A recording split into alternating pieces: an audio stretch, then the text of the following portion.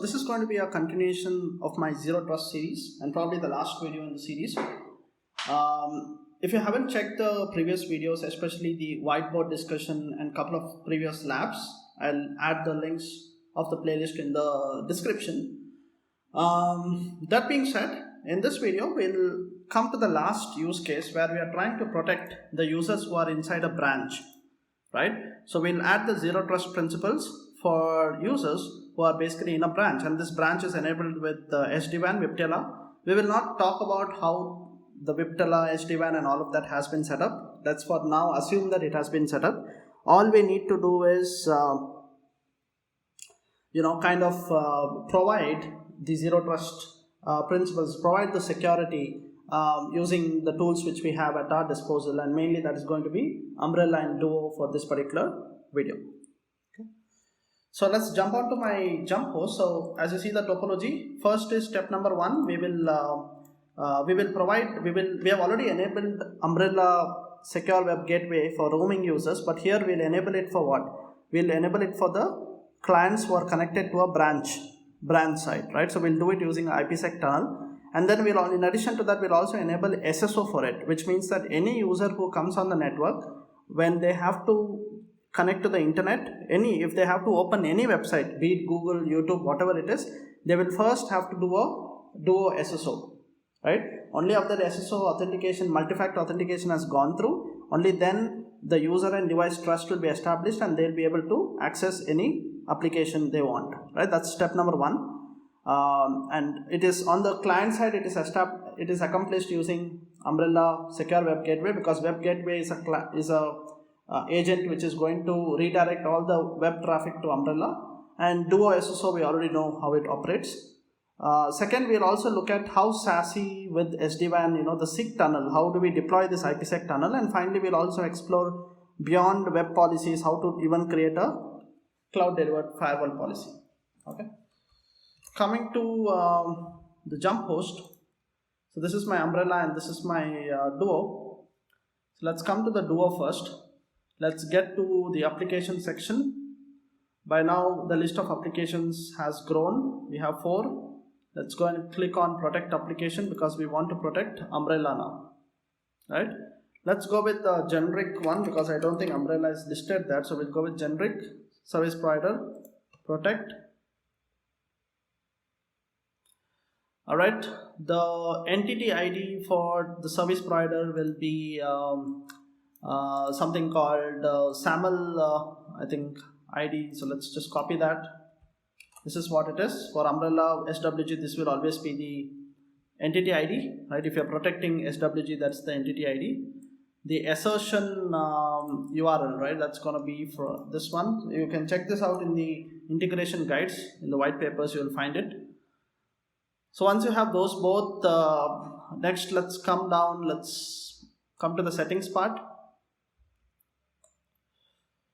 So in the settings, okay, here you go. We need a name for the application. Let's just say Umbrella maybe, or Umbrella user auth, right? That's good. And next is we need to probably hit save and save whatever we have done.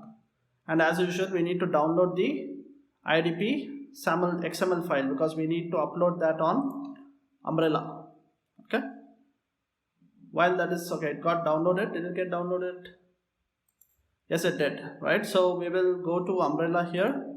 Let's go to deployments, configuration, and SAML configuration. Right. Let's see if there is some integrity. Okay, there is nothing yet, so I'm going to click on add. What is the identity provider? It is DUO, right? Because that's SSO based. And what do we do? Let's go next. Select the XML file we want to upload. So download the Umbrella file service. Okay, no, sorry, this is not the place we upload. So you just select it and go next. I believe, okay, this is the place where you upload it, right? So we will select, let's go to downloads. It's going to be actually this one, the Umbrella user auth, right? Which we earlier downloaded. So I'm going to select that guy. Click next. And how so when you how regularly do you want to authenticate your users?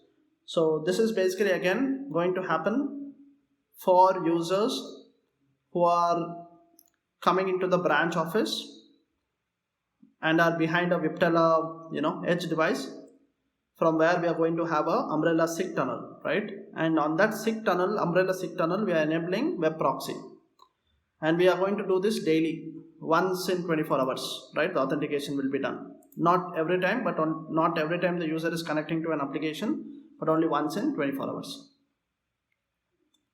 Once all of this is done, you can probably click on test configuration. So it is going to like give you that look and feel of it, right? This is how it is. This is how the users will have to log in. So you can probably try to log in using Karen. Click next.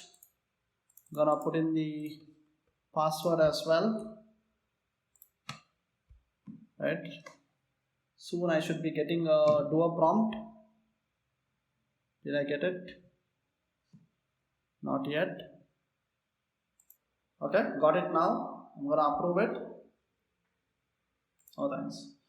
Right, so you see that is how the authentication, this is the test, it has gone successful, right? So we have successfully enabled it, which is good. So that is good. So we have done one part of it where we have integrated DUO with Umbrella, right? But we still need to enable this SIG tunnel, right? Only then all the traffic out of the branch will be going to Umbrella. So let's do that. To do that, we will have to get on what? The vManage, right? Let's look at our diagram. So this is our branch side. Imagine this router is your vManage VH device, right? The VH device. If it's a VH or a CH device, you manage it using vManage, right? Imagine the vManage. Okay, it's not shown in this diagram, but imagine it is either Cisco cloud hosted or you have hosted it in your own headquarters, right? In our case, I believe it is hosted in our own headquarters. We'll figure that out. Let's go there. Let's go to Cisco Umbrella and let's click on, where is vManage? Okay, wait, am I on the right machine? I'm not on the right machine. This is the right machine, right? So we'll click on, we just did the authentication, great. So we'll go to SD-WAN, let's go to vManage. You see it is dcloud.local, so it is hosted on-prem. Okay, let's put the username password here. Still loading. Okay, so I put in the username. Let's go next. Let's put in the password and let's log in. Right, so the vManage or the SD-WAN setup has already been created. We don't have to do anything because it's a dcloud lab, but if you are creating the lab by yourself, you will probably need to add maybe one or two edge devices to recreate this. Cool. For us, let's directly go to configuration and let's just concentrate on templates. First, let's go to the feature template. Right, so let's go to the feature template. If anyone is new to SD-WAN, I think the idea is pretty simple here. You create feature templates and you go and attach it to your device template, right? That's the whole idea. Right, so let's search for something called, let's arrange it in alphabetical order so that we find a template which has been created for what? Credentials, right? So we want the dcloud ch credentials. So let's grab that guy. Let's click on edit. Right, so Umbrella we want, so you have seen integration, you can integrate with Zscaler as well. We want Umbrella, so we're going to select with Umbrella, right? And we will have to get some details from Umbrella now, right? So let's go back to Umbrella here. Right, first thing is first, you need to get this key, right? You need that organization ID, so we will copy it from where? We'll copy it from on the top here. Right, so Control C and let's go back to my vManage template and obviously put it here. Next we need the registration ID. Okay, so where do we generate those? So for that we will have to go to, I believe, administration, admin, and where is API keys, right? Then probably go to user management, umbrella management, generate a token, right? And here you go, these are the keys which have been generated June 5. So I don't have to generate anything new since it's already there. Otherwise I could have just it will be careful for security, it will only be displayed once. Yeah, so we will just copy this one, right? This key first, and that would obviously go to where it should go here, I guess. Paste it, and finally let's also copy this this one. Yeah, so we will be able to paste it over here. Sweet. So I will just click on update here. Cool. So we have updated the credentials. Again, all the accounts, whatever we are using here is only with the lab. So once we destroy the lab, all those keys will go away. So you'll not be able to reuse it. But yeah, that's mainly how you do it. So once we are putting the credentials, next what do? We'll have to go to we are done with the feature template. Let's go to device template. And we'll be concentrating on only one site here, which is site probably 300, I guess. Let's scroll down. Do I see site 300?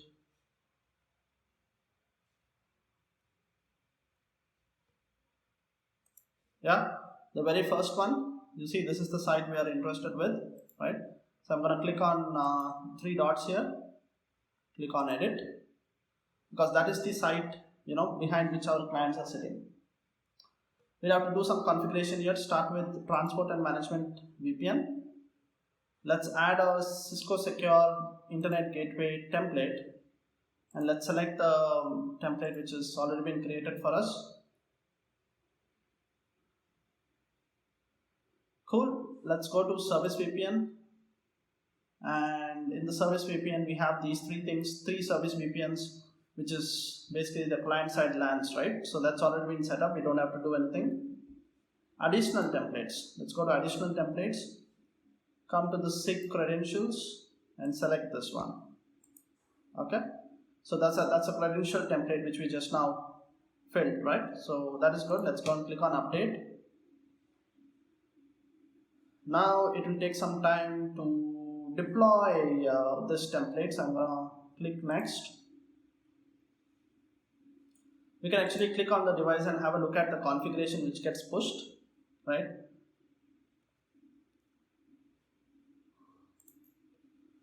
We can actually look at the config diff, because that will show you exactly the configuration which gets pushed. Let's scroll down. You can see there is a SIG related section. There is the tunnel related configurations, right? This is again tunnel stuff. I think somewhere below you will find crypto stuff and IPsec stuff as well. Let's go down. Yeah, there you go, right? So this is again tunnel stuff. You can see tunnel protection is IPsec. So you can see that IPsec tunnel is getting set up. We have 2 tunnels. I'm assuming that's mainly for bidirectional, 2 tunnels have been set up. And yeah, some crypto stuff, right? Let's go and click on configure devices.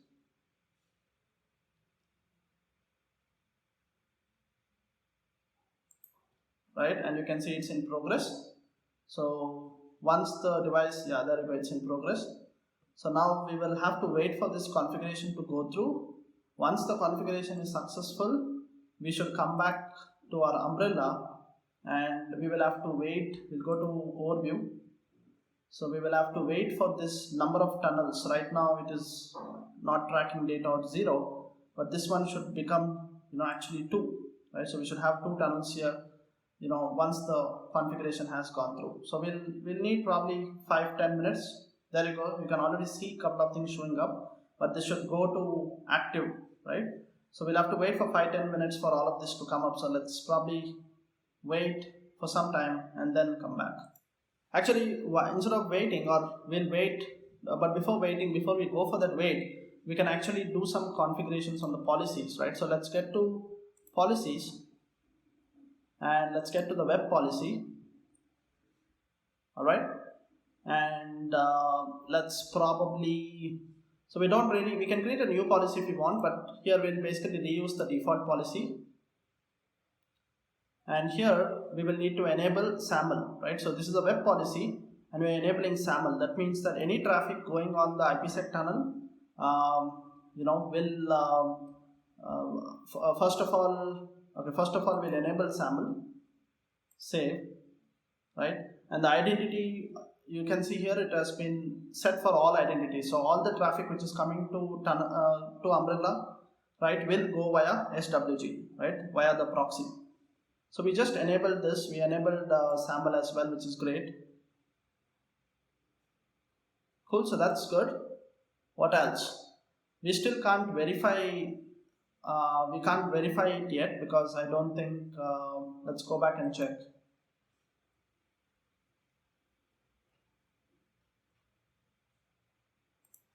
Yeah, see the tunnels are still not showing up. It's still an unestablished state, so we'll have to. Meanwhile, let's also explore probably one last policy, which is the firewall policy, right? While this thing all happens, let's go and explore that. So one thing you need to remember with Umbrella is that all your web traffic goes via SWG, assuming you have enabled it, right? Port 80 and 443 will go through secure web gateway, but any other port, right, will go via this cloud delivered firewall, right? So Umbrella has two features. One is your web gateway, which is only for web traffic. The rest of the traffic will go through the firewall. So how do you configure this? So we will come to the firewall policy. Okay, this is some default rule which is there, which is fine. Let's simply go and say add. So we are going to add a new rule. What rule do we want to add? So I want to block ICMP to what? To Google DNS. Okay. So and we'll probably add this last before default. Okay, before the default. We need to specify the rule action, which will be block. Right?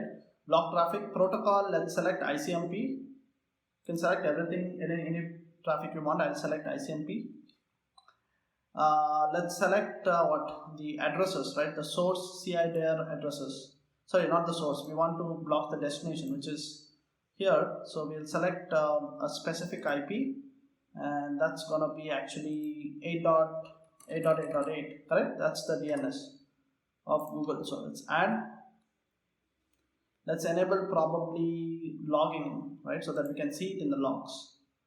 So if enable logs, and what else? Rule action we have done. I think we are good. You can fine tune more, right? You have a lot of other features, but for now this is good for us to verify. So I'm going to click save. Okay.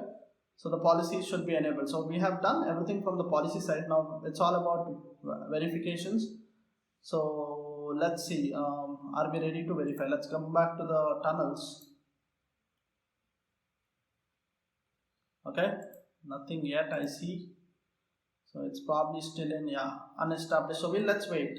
It's fine. Let's wait for some time, and then we'll come back. I believe the tunnel status should be changed to active. Full lab had some issue because of which it took considerable amount of time for tunnels to come up. So I just spun up a new lab, and I was able to get the tunnels up very quickly. So this is how it looks when the tunnels are all up.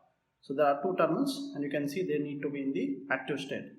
So now let's probably go to the machine, the branch machine, and let's see if we have accomplished what we wanted to, right? So basically all the traffic coming out of this client is sitting behind, is inside the branch, right, over here. In this diagram, it's sitting somewhere here. There is VH. There is a VH or a CH, basically a SD-WAN edge device here, and we have set up a IPsec tunnel from the edge device all the way to Umbrella, which is again sitting in the cloud or the internet. So if you go to the branch device and let's open up Google Chrome.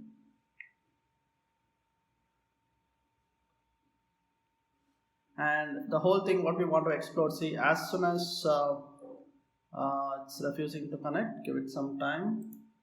Let's check if we can open maybe Cisco.com.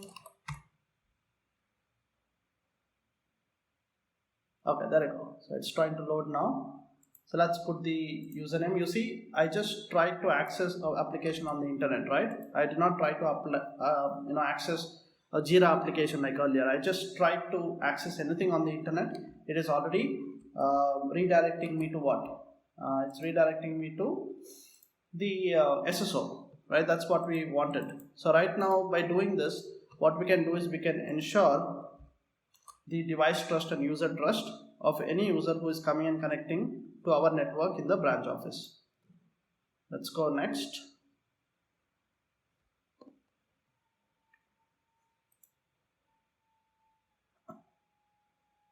So it's sending me a push and I'm gonna approve it, and there you go, we have access, right? So now it will redirect, it will go to cisco.com.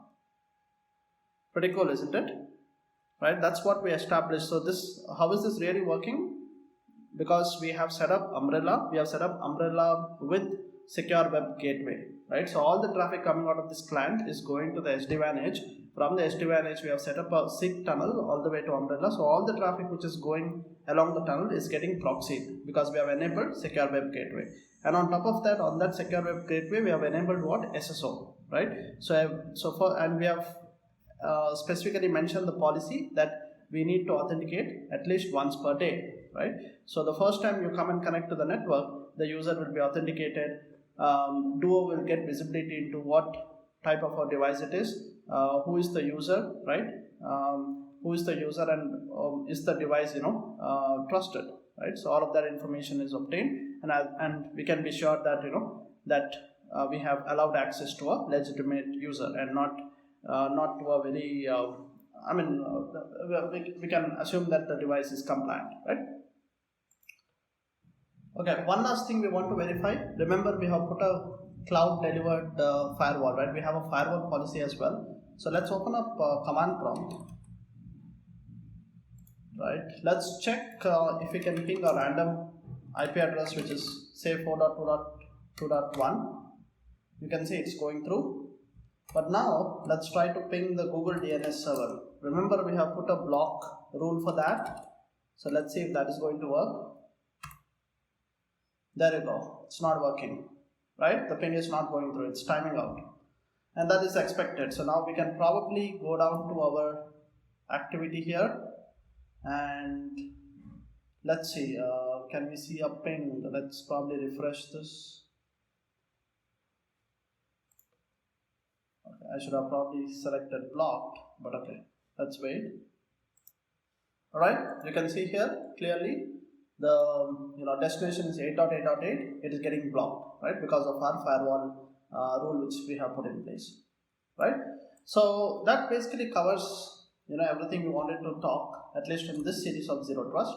Just to summarize what we did in this last section, we wanted to give security, and we wanted to give Zero Trust principles to our branch, right, and the clients coming and connecting to the branch.